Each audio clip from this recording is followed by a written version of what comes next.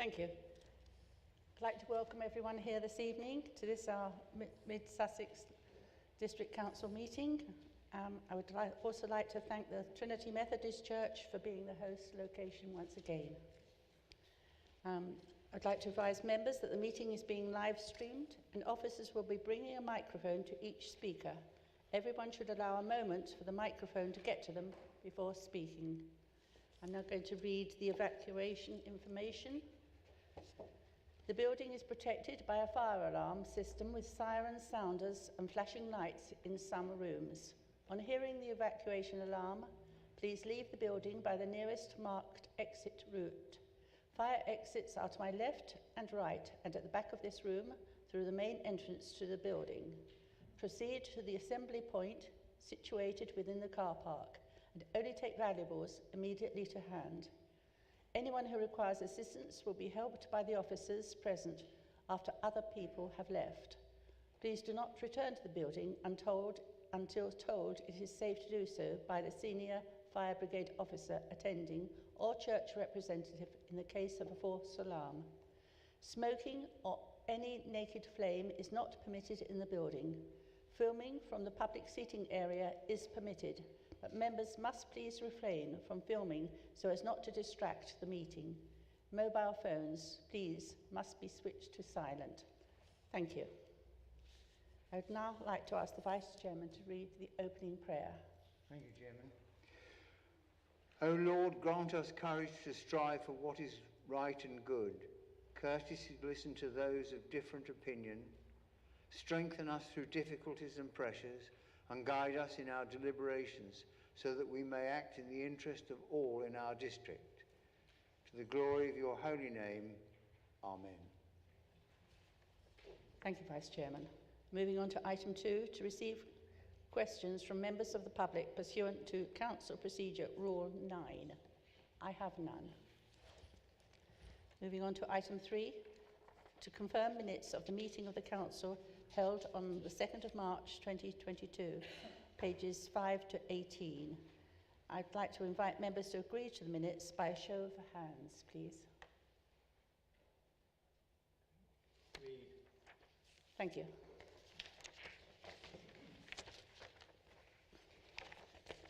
Moving on to item 4, to receive declarations of interest from members in respect of any matter on the agenda. Please could members raise their hands to indicate if they wish to speak. Councillor Bradbury.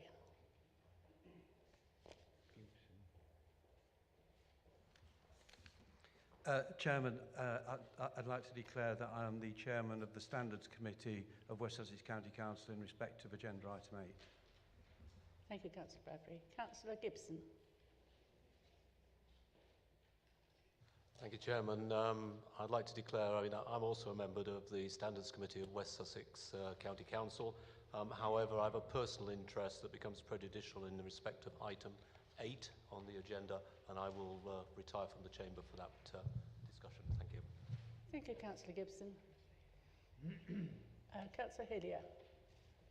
Chairman, I just wish to declare I'm a member of West Sussex County Council because I shall be referring to it in my Cabinet Members' report later on. Thank you. Thank you, Councillor Hillier. No other. I'm going to move on to item number 5, to consider any items that the Chairman of the Council agrees to take as urgent business. I have none. I'm moving on to item 6, the Chairman's announcements. The Vice Chairman attended a tree planting as part of the Council's involvement in the Queen's Green Canopy initiative, and my engagements are available on the website. Moving on to item 7, the recommendation from the Cabinet held on the 21st of March. This item is proposed by Councillor Ash Edwards and seconded by Councillor J. Belsey. Councillor Ash Edwards, please. Thank you very much, Chairman, and good evening, members. This item seeks the Council's approval to variations in the Council's capital programme totalling £1.138 million. And there are 4 projects that Cabinet has considered and is recommending to Council that I'll briefly take members through. Firstly, on the capital side of things, the new male, female and changing places toilet at the Orchards in Haywards Heath That's a very significantly enhanced project to the one that we debated at our last meeting, particularly with the inclusion of the male and female new toilets, which will be most welcome in Haywards Heath. That includes the demolition of the current old and no longer fit for purpose toilets, and I'd particularly like to thank Councillor Cromie, who unfortunately can't be with us tonight, for the work that she has done on that project. Secondly, the Hickman's Lane Pavilion renovation. There's a long-standing appetite from the users of that pavilion to see some improvements. Essentially, the layout doesn't particularly facilitate the various user groups, sports clubs. The project's been in need of some inward investment, and we've been able to secure some in-principle investment from the Football Association. That means that's a project that can now move forward, subject to planning permission, to go into the roof, improve the facilities, add female changing rooms, and reconfigure the space so it can better serve the needs of the local community. Two further projects. Firstly, the delivery works required to unlock the Hill Place Farm Sang, some new public open space for East Grinstead, and no figure attached to it because it's a Part 2 item, but just putting into the capital programme the Mid Sussex Centre for Outdoor Sport that was considered in greater detail at the Cabinet meeting earlier this month, and is a fantastic investment in sporting provision in Mid Sussex, the biggest such investment in outdoor sports provision for many, many decades, and that project will come forward over the next couple of years, Chairman. So I would invite the Council to agree those additions to the capital programme. Happy to take any questions, though. Thank you. Thank you. Councillor Belsey, do you wish to speak now or reserve your right? I reserve the right, Chairman. Thank you. Member, has any members got any comments or questions? Indicate by raising your hand. Councillor Bennett. Thank you, Chairman. In what way is the Changing Places toilet specification being enhanced since we discussed this on the 3rd of March? Thank you. Councillor. Chairman, I think the point I was making was that the discussion last time didn't include the new male and female toilets. That's what's additional, and that is what we're bringing forward in addition to the Changing Places toilet. Councillor Eves. Thank you, Chairman. I noticed that the Changing Places Toilets programme was published in July 2021 and involved £30 million of government funding, and Lewis secured £155,000. Did our council ever express an interest in this funding, and if not, why not? Thank you. Chairman, I'll get a written answer to Councillor Eves if that's all right. But this is the council's funding, the council delivering a project for its towns. Thank you. Councillor Gibson. Coming from that side this time. Could you just confirm the figure that you said at the start? I heard it as 1318, but I think you might have said 1138. And could you, as I understand it, the 693 for setting up the Hill Place Sang is going to be recovered through S106 contributions. Could you just confirm that as well, please, and indicate over what sort of period you would expect that to be recovered? Thank you. Thank you, Chairman. Yeah, the figure I referred to is in paragraph 4 of the papers, £1.138 million in terms of the increase in the capital programme. Councillor Gibson is correct that in relation to the Hill Place Farm Sang, that's the council forward funding that project in order to be able to bring it forward and to assist the Bluebell Railway with unlocking the easement and allowing them to get on with their other aspirations. And Councillor Gibson is absolutely right that the council will be recovering that funding from developers as the use of that Sang is required in order to mitigate the impact of planning permissions and the impact on the Ashdown Forest. So over time that funding will begin to come back in, but the council is funding it up front to ensure delivery. The exact timescales, of course, depend on the build rate and the point at which developers have to cough up the money as they deliver schemes within the relevant areas. So it's quite hard to put a definitive figure on that, but essentially it's linked to development that happens in that area, Chairman. Thank you. I see no other members wishing to speak, so I call on Councillor Belsey. Thank you, Chair. I think the leaders clearly set out the rationale for the additions to the capital programme. I'm pleased to note that the projects are spread across our towns, and all of which will result in tangible improvements which will positively affect and impact the lives and experiences of a very high percentage of our wider Mid Sussex community. I'm very pleased to second the proposals. Thank you, Chairman. Thank you, Councillor Darcy. I'm going to read out the recommendations that are to be voted on for the benefit of members and for our viewers and listeners. The recommendations are on page 19. That Council approves the variations to the capital programme 2022 to 2023 contained in paragraph 3 above in accordance with the Council's financial procedure rule B3. A vote will be taken by show of hands, please. Be unanimous, Chairman. Were there any hands in objection or abstention? No. Thank you.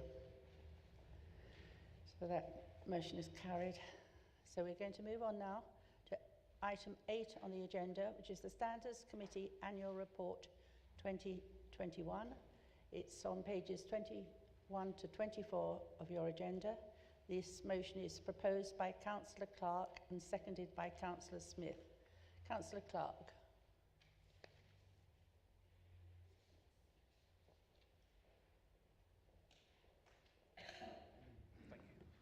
Thank you, Chairman. I'd like to propose that we note the standards report for the committee for 2021. I'd like to say the committee's biggest bit of work in this report covers the LGA Code of Conduct. It brings Mid Sussex in line with West Sussex County Council, towns and parishes councils. This means that we get the support from the LGA in the future. This committee, I'd like to just add a few more words. This committee has not had a lot of work to do this year, but this was the biggest piece of work. And I'd like to hope it stays that way on this committee, that we don't have a lot of work. I'd also like to thank the members of the committee, which is a cross-party group made up of parish, town and district councillors, plus our independent members of the public, officers, and a special thank you to Tom Clark for his guidance on this committee. It is a lot of good guidance we get from Tom, and I'd like to thank the committee. Thank you. Thank you. Councillor Smith, do you wish to speak now or reserve your right? I'd like to reserve my right. Thank you. Chairman. I'd like to ask members if they're content to note the report as per the recommendation on page 21. Sorry, Councillor Bennett, do you wish to speak? Please do. Thank you, Chairman. I wanted to check my understanding of what Councillor Clark just said. I thought that West Sussex followed a different code of conduct, and we are in line with the LGA, but maybe Mr. Clark can clarify. Thank you. I understand we have the chairman of the Standards Committee here from West Sussex, that they are adopting the LGA code, but you're right, we are ahead of them, I think. Is that correct?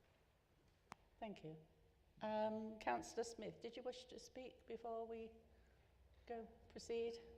Okay, no problem at all. So, if I have no one else who wishes to speak, are members content to note the report? Please, would you agree? Thank you.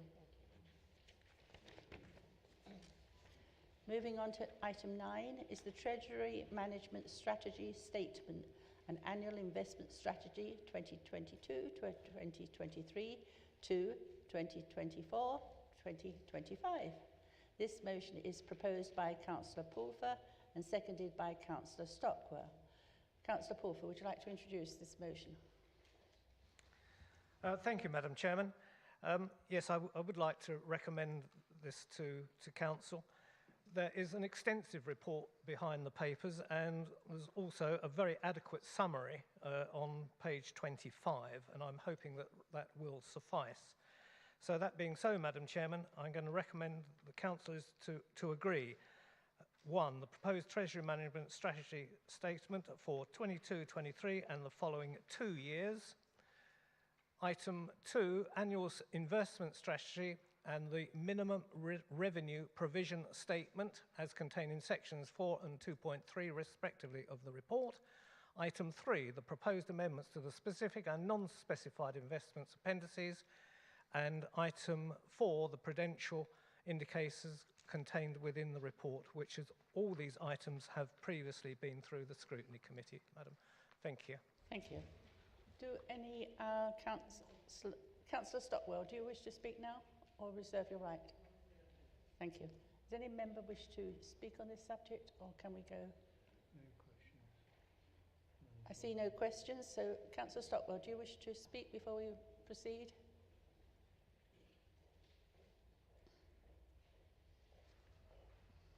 Yes, thank you. I would just like to confirm that the Scrutiny Committee did debate and interrogate the figures and generally gave it a good going over, for want of a better word. And I think that everybody should be content to accept and agree to these proposals. So I'm happy to second that. Thank you. Thank you, Councillor Stockwell. Councillor Pulfer has already read out the recommendations, so I would ask if we can proceed to a vote by show of hands, please. Once again, Chairman, it looks unanimous. Thank you, that's unanimous. Thank you very much. So we're moving on to item 10, which is the programme of meetings for the years 2022 to 2023, pages 61 to 66 on your agenda. This motion is proposed by Councillor Webster and seconded by Councillor Edwards. Councillor Webster, would you like to introduce this? Thank you, Chairman. This programme of meetings includes timings for meetings to reflect the current arrangements for in-person, off-site and virtual meetings. Although most COVID legislation expired in late February, it has been replaced with guidelines and guidance. This includes health and safety executive requirements, that the Council completes a risk assessment to ensure it takes reasonable steps to manage the remaining threats of COVID, while we learn how to live and work in different ways. The assessment must reflect the public health regulations, guidelines and guidance that remains in place. Whether we like it or not, as elected members, we are regarded as employees of the Council, and so for this purpose, officers need to take the same care of us as they do for all employed staff. As we move forward, this programme of meetings, timings and locations will of course be considered, as was agreed when the current programme of meetings was approved last year. Thank you, Chairman. Councillor Edwards, do you wish to speak or retain your right? Thank you, Chairman. I'll reserve my right, if needed. Thank you. Have any members got any questions or comments? Please raise their hand if they have. I see none. So I'd like to move this item from the Councillor Edwards. Before I go on, do you wish to speak on this? Happy to go to the recommendations. Okay, thank you. I'm going to move this item from the Chair, asking members to agree by show of hands, please. Once again, it looks unanimous, Chairman. Thank you.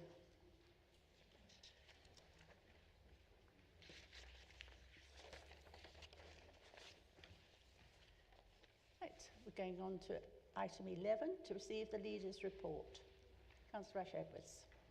Thank you very much, Chairman. Just a couple of things I was going to share with members this evening. So firstly, on the district plan review, I've shared with members and with town and parish councils the letter that I've sent to the Secretary of State regarding the district's housing numbers. At this stage, Chairman, I haven't received a response from ministers yet, but will of course share it once received. And I also welcome the lobbying work being undertaken by our local MPs on the matter. Chairman, once we have a response from ministers, I'll be able to share it, and the council will then be able to carefully consider the next steps for this area of work. And Chairman, in relation to the crisis in Ukraine, I just want to provide an update to members following the discussion last time. So members will be aware that the government has now launched the local sponsorship scheme as a second route, as well as the family sponsorship scheme for people to get involved in offering their accommodation to help take refugees fleeing the horrors in Ukraine.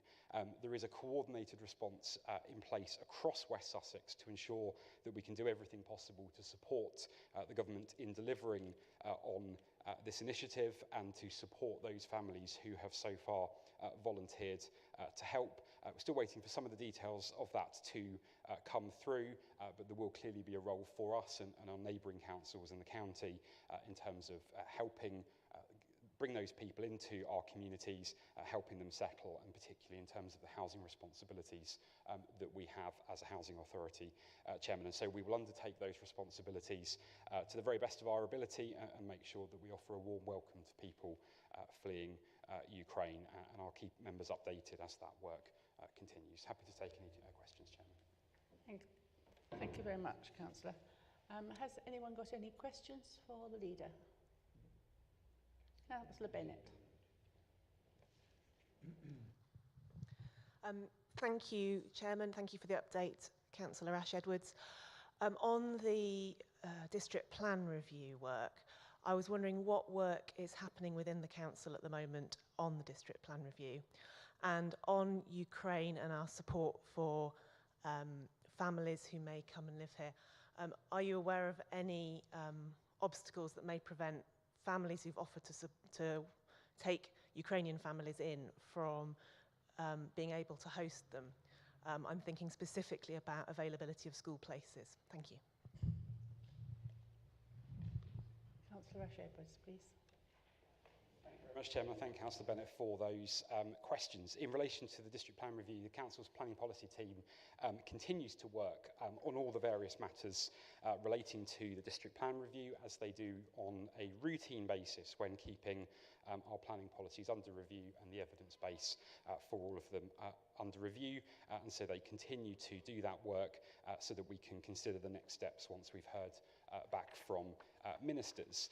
In relation to Ukraine and any potential obstacles, it's important that there aren't obstacles for people coming to this country in terms of the support they receive when they arrive, and so the government has put in place a financial support package to councils to help fund some of the additional needs that will be from local services, and it's a very clear commitment that the government's made that will be provided, and clearly as part of the cross West Sussex work being undertaken, planning for things like school places, as better information becomes known about numbers and locations, that clearly it will be ongoing to ensure that those families arriving have all the support they need, Chairman. Thank you. I see no other questions for the leader, so I'm going to move on to item 12, to the report of the Cabinet members, including questions pursuant to Council Procedure Rule 10.1. Deputy Leader, I'm going to ask Councillor John Belsey to speak. Thank you, Chairman. Firstly, members will have seen that last week Cabinet welcomed and considered the initial feasibility study for the Centre for Outdoor Sports and considered the next steps for the centre. This is a very exciting project for the Council, with an additional 9 hectares of formal sports provision being brought into use within our district. Just so members know, before the Cabinet meeting, I made a number of sports clubs and organisations in and around Burgess Hill aware that the matter was coming to Cabinet, and that we will be looking to understand their needs and aspirations over the short, medium and long term, and to see whether they would be interested in their club utilising the Centre for Outdoor Sports. So far, I've had about 10 responses, all of which showed an interest in being involved. And as we work out an action plan for next steps in community engagement, I look forward to getting back in touch with those clubs and to meeting them to see how we might be able to meet their needs in the future. Of course, the Centre for Outdoor Sports won't be the appropriate venue for every sports club and organisation in Mid Sussex. And so, more widely, we're looking to build on the work done in the playing pitch strategy in 2019 and engage with relevant sports clubs and organisations across Mid Sussex to understand their own aspirations and how they fit with our current playing pitches and pavilions, So over the next few months, work will be undertaken on further development of a playing pitch and pavilion strategy, looking forward over the next 10 years, including a discussion on the financing of those recommendations in the strategy. And I look forward to seeing this important piece of work develop. I know we all know that sports clubs and communities do have a very positive impact on many people and their families right across the district.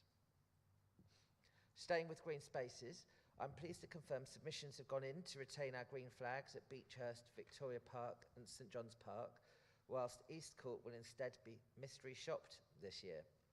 I look forward to the outcomes of those submissions with fingers crossed, and would like to thank everyone involved in looking after our parks for all their efforts to keep them looking great, and indeed I look forward to their future improvements too. And finally, I just wanted to touch base on our food waste pilot scheme, as I haven't mentioned it for a few council meetings now, but I'm pleased to say that all continues to be on track, and we're currently confirming and finalising the action and communications plan. We expect the trial to go ahead late summer as anticipated, and we will be communicating directly with residents on the changes broadly 6 to 8 weeks before the trial. Comprehensive FAQs will be made available to everyone, and I look forward to providing further updates to Council in due course. Happy to take any questions. Thank you. No questions, Councillor Belsis? So I'm going... Sorry, Councillor Hepwood. Thank you. The food waste collection, it is my understanding that we are responsible for collecting, but West Sussex is responsible for getting rid of it. To where will they get rid of it? Where are they going to put it when this is in action, when the plan's action? Thank you. Councillor Belsi. Thank you, Chairman. Councillor Henwood is quite right that it's the West Sussex is material to dispose of, and it's ours for collection. West Sussex have been working with Hampshire and Basingstoke, and at the moment it's anticipated that the food waste will be going to Basingstoke whilst they look at developing our own facility in West Sussex. So, thank you. Thank you. There being no other questions. Oh, Councillor Bradbury, I'm so sorry. You're out of my view. Thanks very much, Chair. If I could just two comments stroke questions. The first one on the food waste, I'd like to thank Councillor Belsi for, it's a really important project for the district, and I'm really glad that he's able to confirm that the timetable is adhering to. So congratulations on that. And I do think that will be very well received by residents across the district. Chairman, the second thing is I also wanted to just touch on the Mid Sussex Centre for Outdoor Sports, which I think is fantastic news, and I think this council should be very proud of the way it's developing its sports facilities. And I'm also really pleased to hear about the ongoing review of sporting facilities and pitches elsewhere. I think it's quite important for residents of Mid Sussex. Can I urge the cabinet member? I know he and the leader and I have had conversations about this. I think this is a once-in-a-lifetime opportunity for Mid Sussex to have its own hard surface running track, and I hope they will give very serious consideration to looking at how we can have that facility if it's at all possible. I think that would be very widely and well received across the district. Aside, if I may, the example of my own daughter, who of course is a former member of this council, Emily White, most of you I think will remember her, who when she was a teenager was a county level hurdler and eventually gave it up because she had to train 3 times a week, and to do that she had to go down to the Withdean Stadium in Brighton 3 times a week, and of course that's when she was a young girl and trying to cope with schoolwork and everything else as well. So as I said, I do think this is a once in a lifetime opportunity for us to have a hard surface running track in Mid Sussex. I really hope that will be given consideration, and I know our MP Mims Davis is very supportive of that as well. Thank you. Bradbury? Okay, that's a comment. Okay, thank you very much. Councillor Gibson. Yes, thank you. I think once again praise for the Burgess Hill development in that it is able to provide us with such excellent facilities, and clearly this is the type of development that the council does very well indeed. I'm not sure that, well, I'll go on to the next point, which is if you're reviewing the pitches elsewhere and the pavilions, then can we please remember that the 21 football sides fielded by Crawley Down would really appreciate having a pitch on which they could also train, a modern artificial surface pitch, and I would hope that there's opportunity to build that into the programme. Thank you. Councillor Belsey, could I ask you first of all to respond to Councillor Bradbury? I could take both of those. If you would. I thank both for those comments. Firstly, in respect of food waste, but then in respect of the sports provisions. I heard the comments regarding athletics and regarding Crawley Down. And I'm pretty sure we gave some funding again recently to Crawley Down to improve floodlights and pitch there. So we haven't at all forgotten Crawley Down. In terms of, and we'll continue to bear that in mind, athletics, understood Councillor Bradbury, and we will be working, our officers will be working with, obviously Centre for Outdoor Sports isn't the only potential venue, and we will work with the other potential venues and partners and stakeholders to see what we can do to make sure that the aspirations are fulfilled. Thank you. Thank you. Councillor Jackson. Right. Thank you. In my particular village, Hurstby Point, we have a very well-supported group called Hurst Football Colts, and they run a series of teams, but they do have inadequate facilities in which to play their games. In fact, they do play it on court bushes, which after a bit of rain gets totally unplayable because of the wetness of the pitch, and two, in fact, it's part of the pitch is on top of a previous landfill site. So when you're talking about provision for local clubs and sporting facilities, please don't forget that Hurst Colts does need some provision as well. Councillor Belsey, do you wish to respond? Thank you, Chairman. I did mention that obviously there'll be sports clubs up and down the district that we need to engage with. Obviously we won't be able to fulfil everybody's aspirations, so we've got a finite amount of funding and we'll be needing to sort of embed all our decisions based on sort of data and evidence, but I will make sure that we do speak with the club and understand their aspirations so that we can feed that into the strategy. Thank you. Thank you. Hicks. Councillor Hicks. Thank you, Chairman. In terms of Councillor Bempsey's comments about an athletics track, can you just confirm that the council will still have an open mind in terms of athletics provision at the Centre for Outdoor Sport? It's not mentioned in the report, but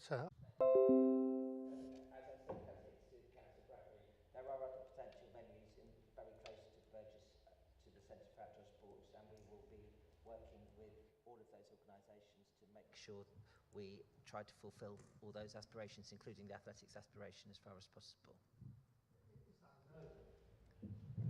Sorry? No, well, I think, as I said, it was just an opening feasibility study, so no decisions have been made at all, and we can... I'm not, nothing's been ruled out, Councillor Hicks, if that helps satisfy it. Thank you. Councillor Hicks. We've moved on. I'm going to move on to the Cabinet Member for Economic Growth, Councillor Hillier. Good evening, everybody. I'm pleased to say that in the few days that I've had the climate agenda, or net zero, added to my portfolio, I've learned of a number of initiatives that have shown some real progress and are now falling into place. Close to home, I'm very pleased to see that the installation of electric vehicle charging points has begun in some of our car parks, and that is a very good chance that the first connections should go live during May this year. I will ensure that a list of the installations is posted on the Members' Information Service shortly. And on this project, I must say I'm very pleased that we haven't rushed in, as some others have suggested, because by waiting and partnering very effectively with West Sussex, we are part of one of the largest local government rollouts in the UK, and the scheme is so well regarded that senior officers involved are involved with advisory work at national level. We are hopeful that this also means that we shall have shovel-ready schemes that may be well placed to attract support from the £500 million fund that the Secretary of State wrote to all councils about on the 25th of March. Also, West Sussex County Council are leading on and obviously working in very close partnership with our teams on much needed work to support our SMEs with guidance around the carbon agenda and in particular with how to measure their carbon footprint baselines. I know from the business associations meetings that I go to in all 3 towns that this is something that local businesses are crying out for. I have to say, and particularly the larger businesses that we see on the Burgess Hill Business Park Association's membership. And we're also very fortunate that one of our local companies, Adelphi, are deemed to be a leader in manufacturing in the most environmentally friendly way and are supporting this work. And this activity, as I think some will appreciate, will be of great help in beginning to achieve some of the targets in our prospective sustainable economic strategy. In relation to this council's work on local cycling and walking infrastructure plans, that'll be LC WIPs, I'll call them from now on, I was very pleased, along with local colleagues, to attend the very first meeting of the Haywards Heath LC WIP, and I'm looking forward very much to the forthcoming consultants' report, which will be using a lot of data around key journeys and destinations around the town to establish a list of projects that will be prioritised in terms of impact. So looking at those routes that are believed to offer the most potential benefit to our residents. I'm also aware that a workshop will be arranged shortly with stakeholders in Burgess Hill, and the planning of this is being done in conjunction with the Town Council. Keen readers of the Members' Information Service will also be aware of this Council's recent success in winning a bid for £75,000 to develop a full business case for a community low-carbon energy hubs, which are hoped to be a way to offer a way for rural campuses such as schools, hospitals, villages or neighbourhoods to meet their energy needs locally. So I'm going to read this carefully because this is technical and not one of my areas. So a low-carbon energy hub is often operated and maintained by the local community and combines a mix of renewable energy technologies, including solar panels, heat pumps, storage batteries, wind turbines, or combined heat and power. Achieving the right mix of renewable energy technologies provides a way for rural communities to generate and share their own renewable energy whilst lowering their own carbon emissions. So that work will commence shortly. On the economy, the slow recovery of the parking transactions continues, but is still 26% down on pre-COVID figures. However, on a different metric, Lindfield, Hassocks, Cookfield and Crawley Down are all continuing to exhibit higher footfall figures than pre-pandemic. By way of the excellent support this council provides to local businesses, the 2022 Micro Business Grant Scheme pot of £70,000 will be launched again at the end of April this year. And finally, again supported by funding from the EU's ERDF monies, this council is not only supporting the Shop Appy initiative that I mentioned at the last council meeting, I believe, but also embarked upon marketing measures to support the high streets of our key towns and villages, the most recent of which has been the Pop to the Shops campaign, and for which I was delighted to be joined by our MP and the Mayor for the Haywards Heath event last Saturday. That is all. I will do my best to answer questions. If you'll forgive me on climate, there might be a certain amount of I'll give you a written answer. Thank you. Do any members have any questions? Councillor Hickman.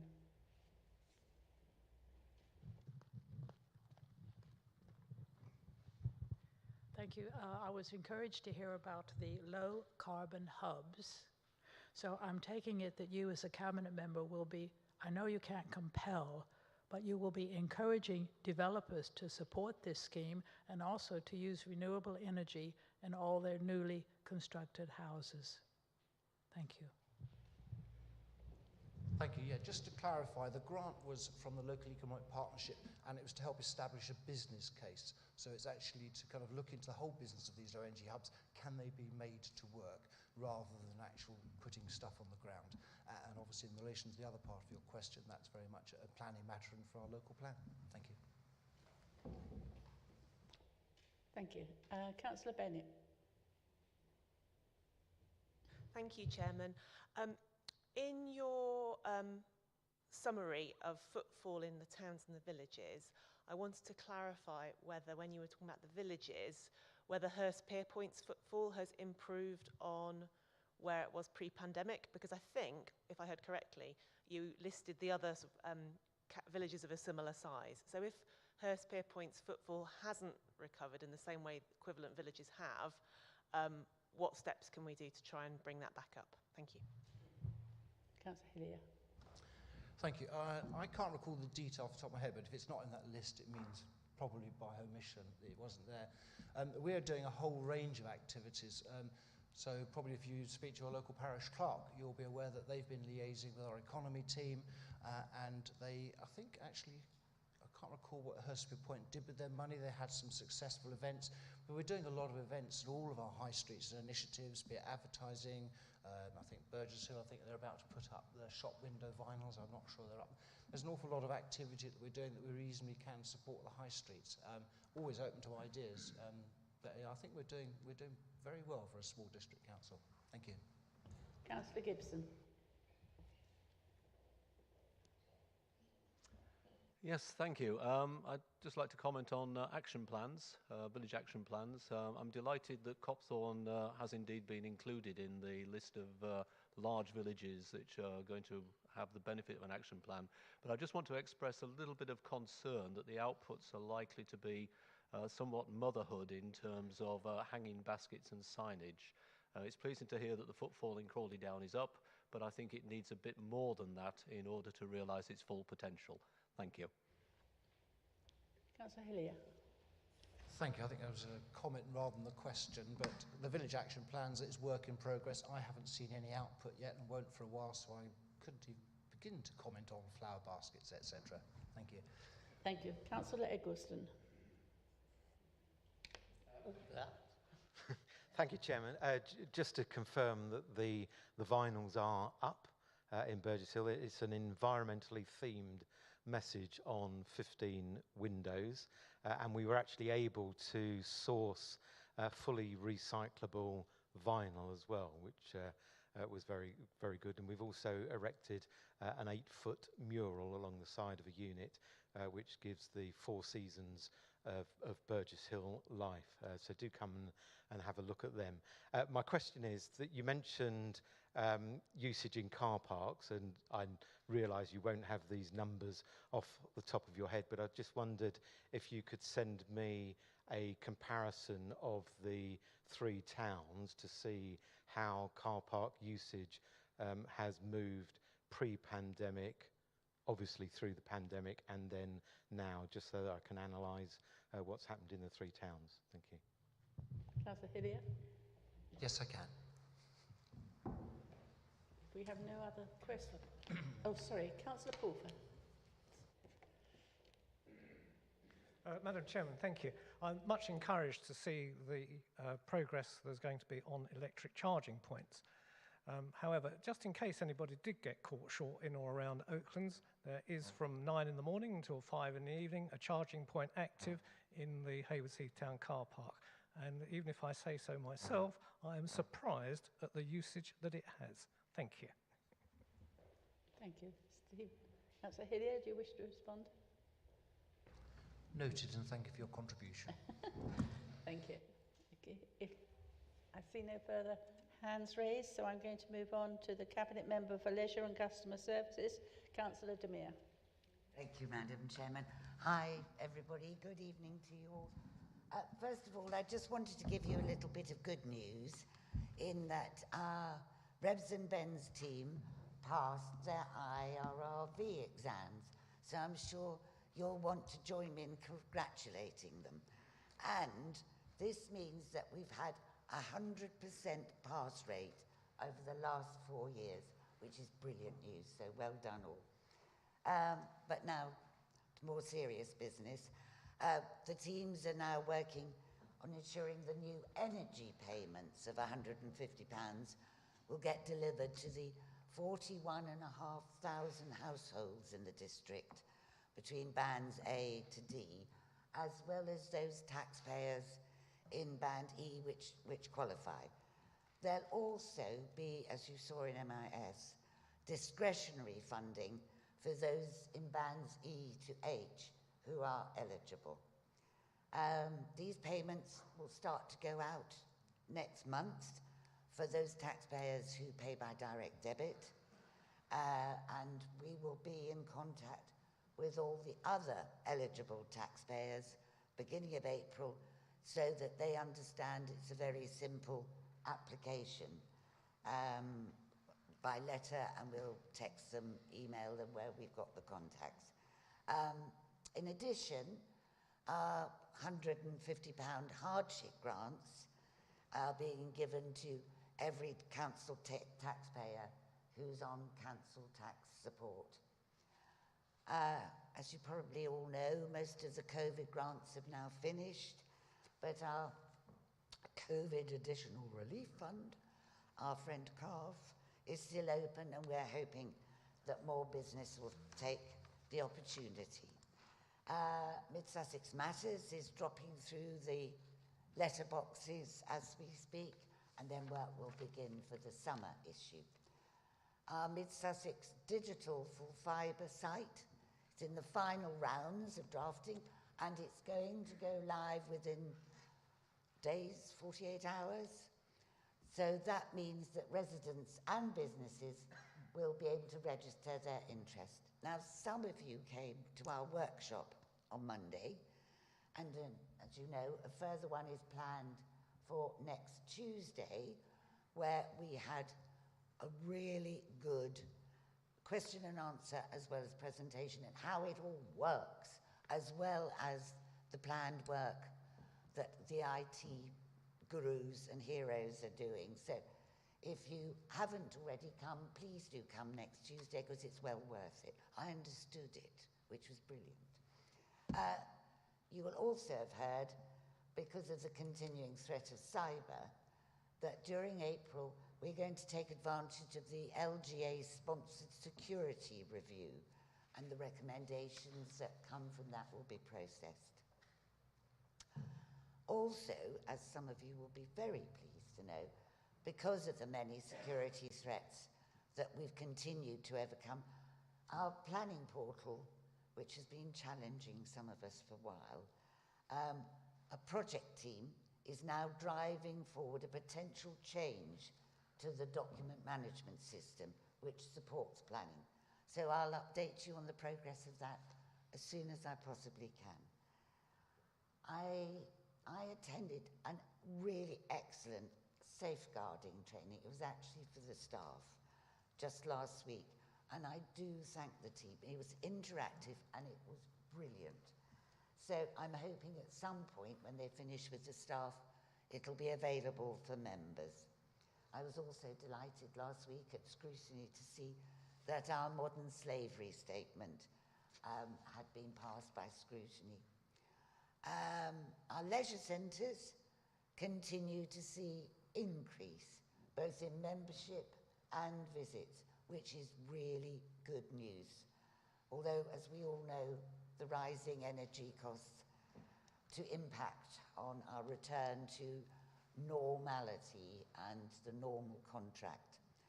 But it's been agreed with Places for Leisure that from the 1st of April, the financial and operational risks for the contract will revert to them, which will mean a return to a reduced but guaranteed management fee, plus the sharing of any surplus above that threshold. This is just a one-year only agreement, but already we're working on a longer-term position. That's it from me, and I'm happy to take questions.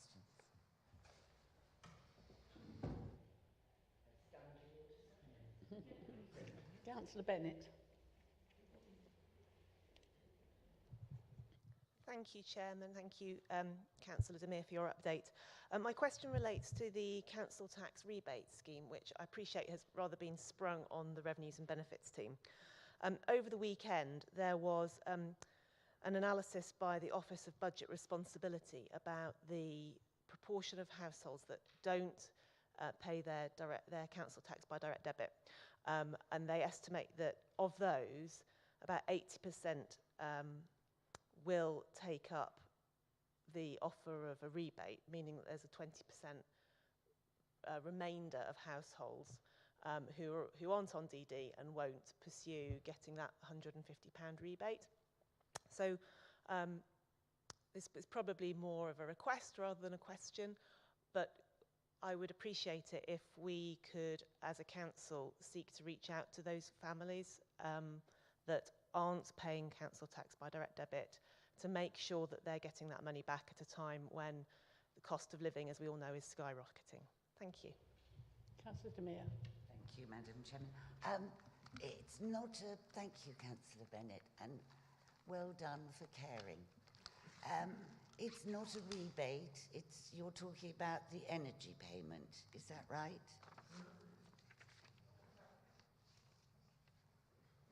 Sorry, I wasn't sure which one she was talking about. Yes, the council tax, £150. Yes, yeah. for the energy. Could I just assure you that we're very, very conscious that there will be people, obviously, they have to apply, because otherwise I could say, oh, I live at X and I want £150. There has to be a check, but not only will we do it through our comms, but our teams are actually, as well as writing, they are going to contact them.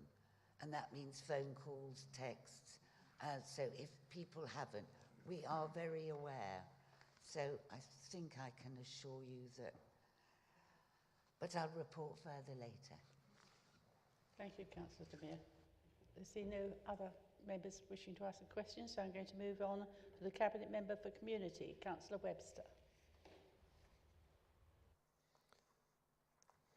Thank you, Chairman.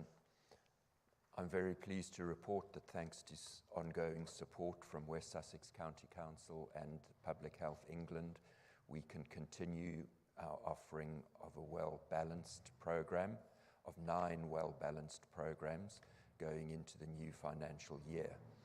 This is an important programme because many older and clinically extremely vulnerable people have been confined to home throughout the pandemic.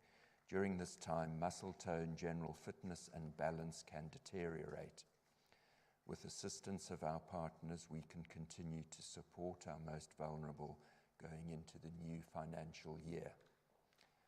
As the Equalities and Diversity responsibilities have now passed to Councillor De Mere, I was very pleased to have the Equalities and Diversity Progress Report for 2021 scrutinised at the last committee, and we have moved forward in many areas in this cross-council work, despite the impact of the pandemic.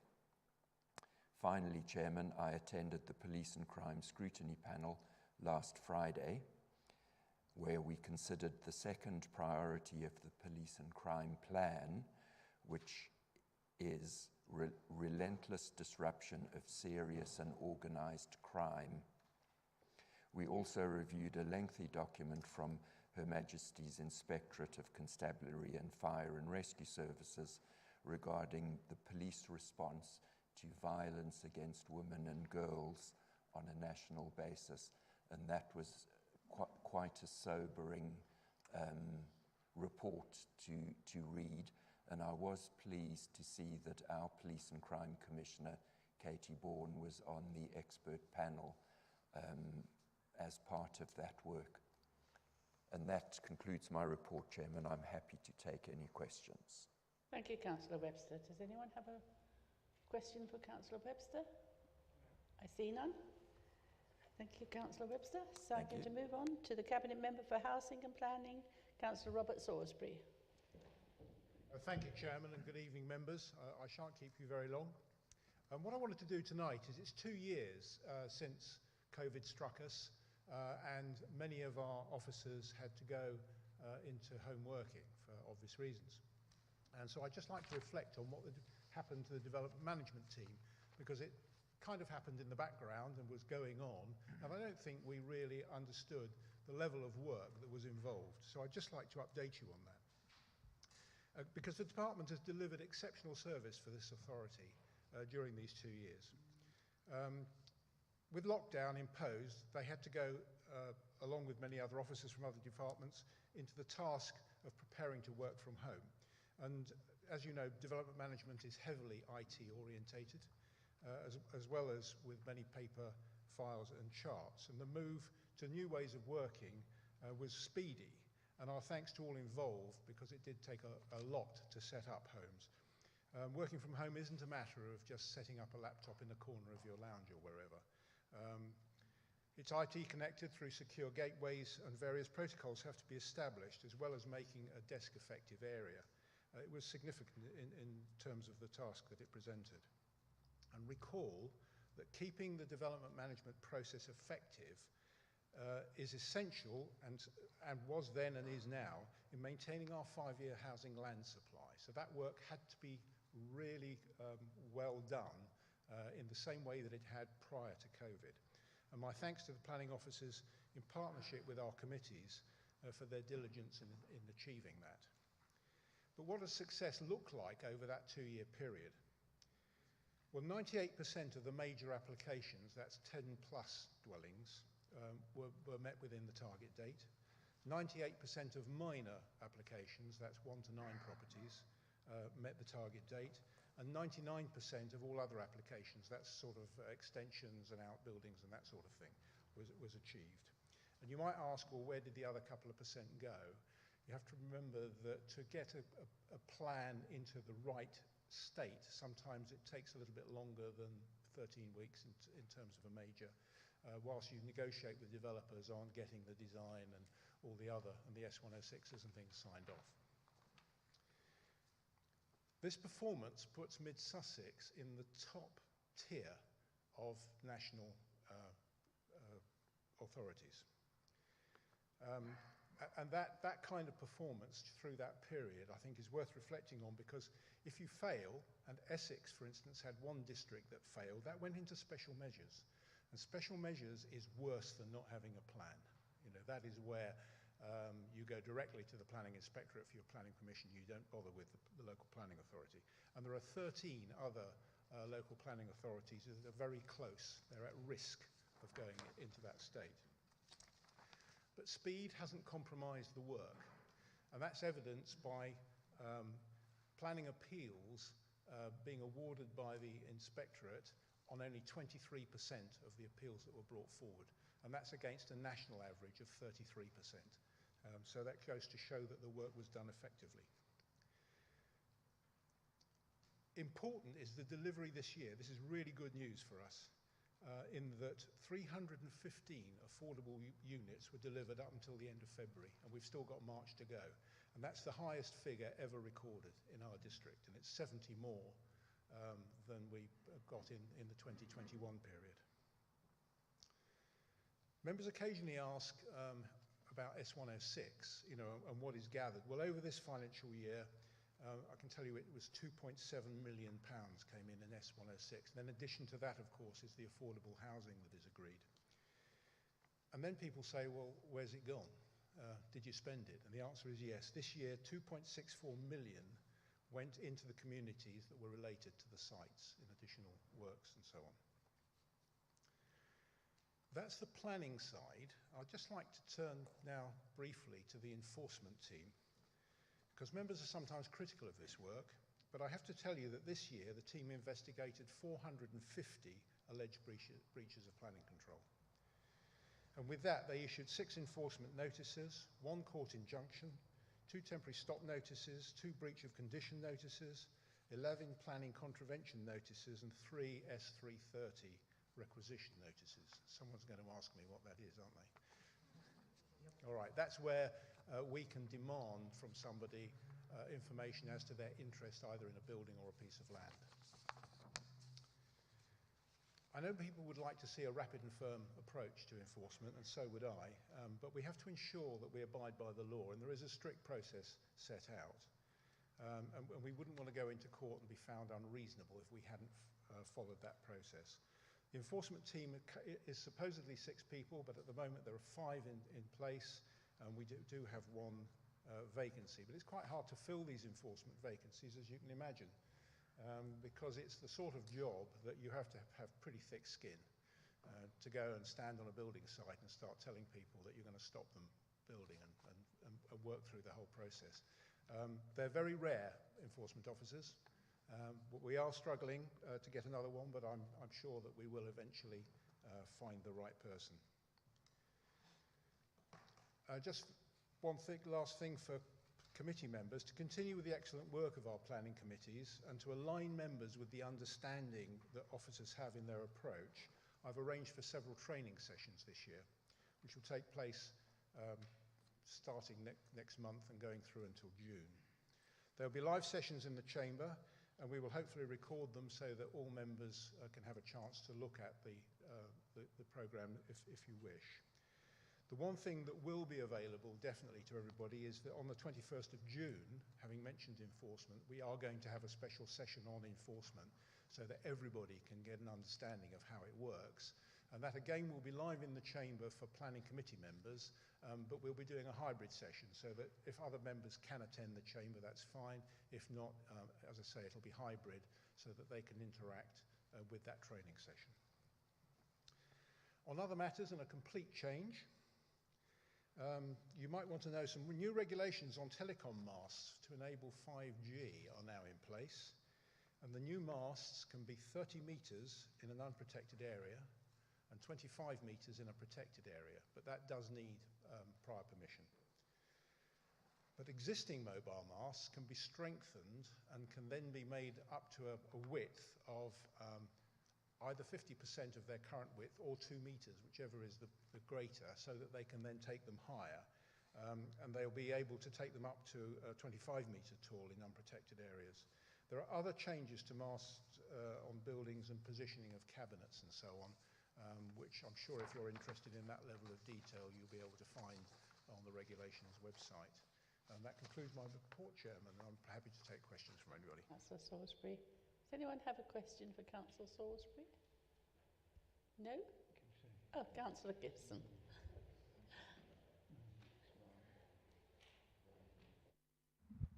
Thank you.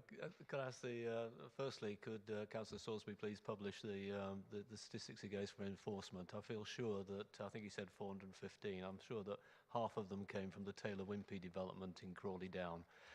But what I wanted to get up and to thank him for the evening at East Grinstead Town Council and the discussion that was there on housing, which was personally I found that very enjoyable, and also for the follow-up work that he's done to understand the implications for the development on the traffic around, in particular on the road that runs outside this building.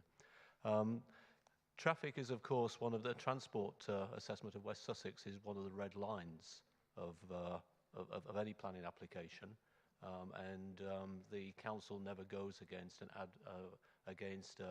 the decision of the Highways Authority in that respect. But I'd like to ask the councillor as to whether or not we should start to think about making the provision of school places a similar red line, because it's apparent to me as a county councillor that the school place provision in the East Grinstead district in particular is looking very vulnerable, and it's likely that the number of families who are given their first preference will be declining as the ongoing development comes forward, and that will lead to families having to take their children long distances and bring us back into the problem about the road system. Thank you. Councillor Salisbury. Thank you, Chairman, and thank you, Councillor, for those questions. In terms of I was very pleased to come to the Town Council, or the Town Day, as you call it, I think, town meeting. It was a lively discussion, and I hope that it clarified some issues for people. There are other issues that came out of it, which, as you know, I'm continuing to work on. School places and red lines. As you know, school places are a county decision. My understanding is that the county deems it that a parent has been successful if he gets one of the first 3 choices, which doesn't always align with them having their child at school near their home. I did, after that meeting, inquire about school places in East Grinstead. The response I had was that there was no issue with placements in primary school, and that the placements in secondary school were causing an issue because parents were unhappy about the distance into East Grinstead that the children were having to travel. So it was still contained within the town, but I can understand, concern about distance of travel. But I note what you say, Councillor, and I will continue to work on those aspects. Thank you. I see no further questions, so I'm going to move on to item 13 of the agenda, questions from members pursuant to Council Procedure Rule 10.2. I'd like to point out that there is a maximum of 30 minutes for this agenda item, and 2 questions have been asked. The first question is from Councillor Samantha Smith.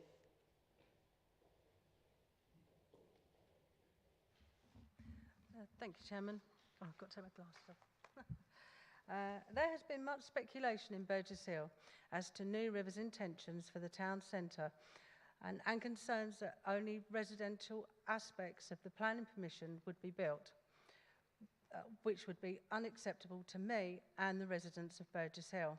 Could the leader of the council explain whether it would be the case that New River could build residential only development and outline any safeguards the council has in place? The leader, please, could you respond? Thank you very much, Chairman. I'd like to thank Councillor Smith for her question and for the diligent way she represents her residents. I can reassure Councillor Smith and Burgess Hill residents that the council has safeguards in place to protect the delivery of the commercial aspects of the scheme, thereby eliminating any opportunity for a developer to build only the residential elements. The planning permission includes a condition which requires an implementation programme for the whole development to be submitted and agreed in writing by the local planning authority prior to any work commencing on the site. The condition then requires that the development must be carried out in accordance with this approved programme. In addition, the council has safeguards in place in its position as the freeholder, as the current lease would not allow a residential-only scheme to be built. The council continues to encourage New River to explore all opportunities to deliver their planning permission and deliver on the promises they've made to the people of Burgess Hill. Thank you. Councillor Smith, do you wish to ask a supplementary question? Thank you, Chair.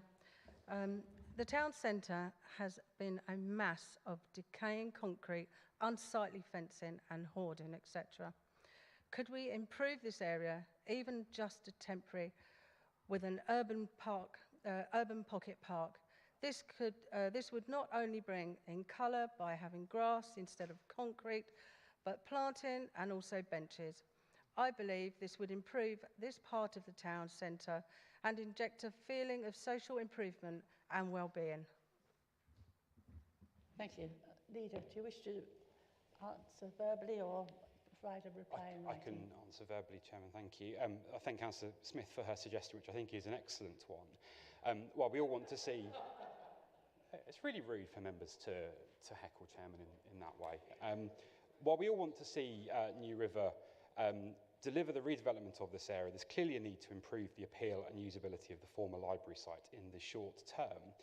Pocket parks are small urban parks providing the public access to green space and improved public realm in the heart of towns where people can relax, exercise and socialise. I think a pocket park is a very sensible way forward, Chairman, and I give Councillor Smith an undertaking that we shall explore it further. Thank you. Thank you. The second question I've received is from Councillor Paul Brown. Would you like to ask your question? Thank you, Chairman. My question is addressed to the Chairman of the Scrutiny Committee for Housing, Planning and Economic Growth.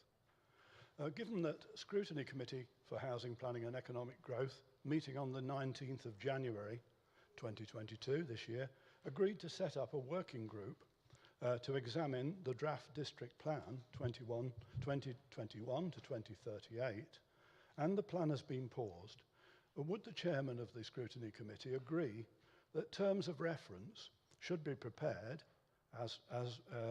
and that this working group should be formed without further delay, with the express objective of firstly scrutinising the amended policy sections of the draft district plan?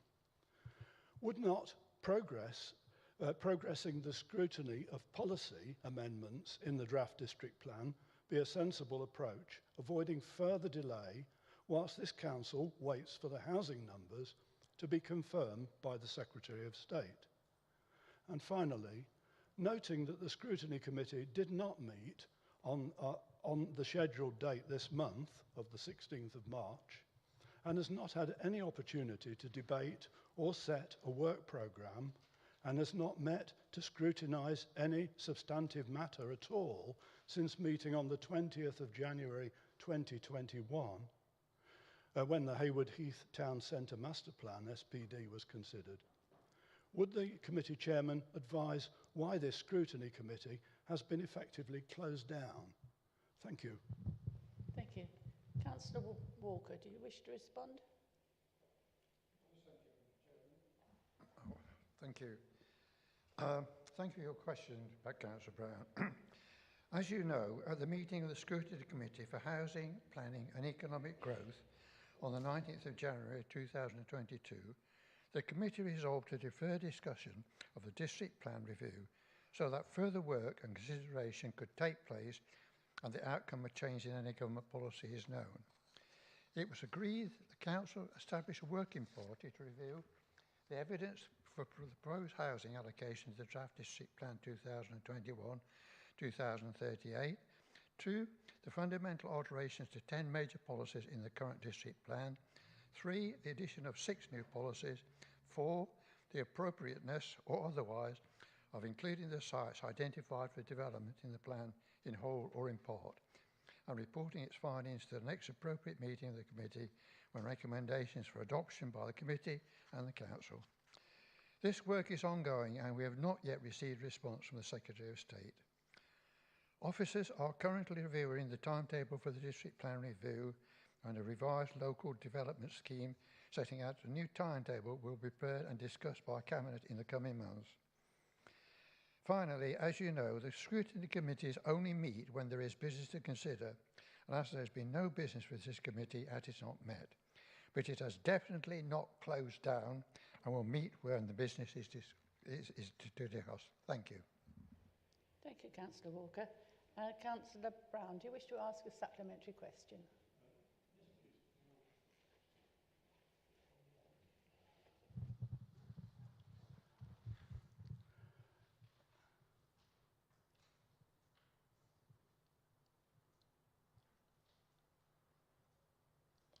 I decided I won't. Thank you very much, members. I'm now going to, the agenda has, we've covered the agenda. I'm now going to close the meeting at 13 minutes past 8, and I'd ask members to remain in place until the live stream has ended. And thank you for attendance here this evening.